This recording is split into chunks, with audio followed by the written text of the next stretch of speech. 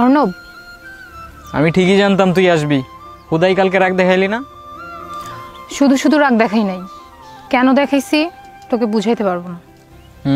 হইছে, চলে যাইতেছি আমি। সামনে অনেক স্ট্রাগল বাকি, কবে ফিরবো কোনো ঠিক নাই। যাওয়ার সময় তো একটু হাস।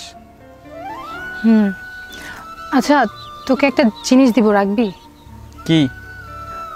আমার তো তেমন সামর্থ্য নাই তোকে তেমন কিছু দেয়ার। ছোটবেলা থেকে আমার ইচ্ছা ছিল তোকে একদিন অনেক বড় একটা কিছু গিফট করব, কিন্তু কি কিনবো বুঝতেছিলাম না। সে ক্লাস 8 থেকে আমি এটার মধ্যে তোর জন্য টাকা জমাইছি।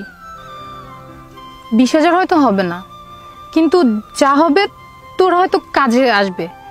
নে এটা। তুই কি করতেছিস এগুলা? তোর আমার নিয়ে টেনশন করতে হবে না।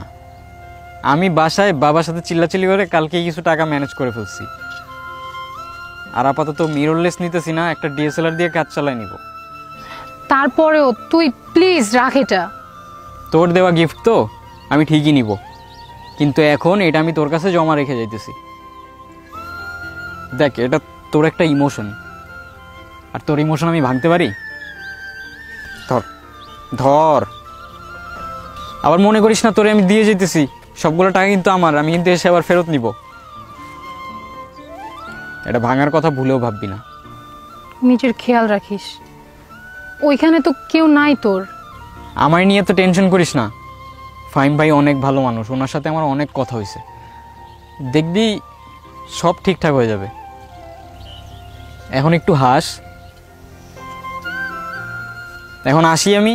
আচ্ছা শোন, শহরে যাচ্ছিস, ওখানকার মানুষজন এখানকার মানুষের মতো না, কাউরে এত সহজে ট্রাস্ট করিস না।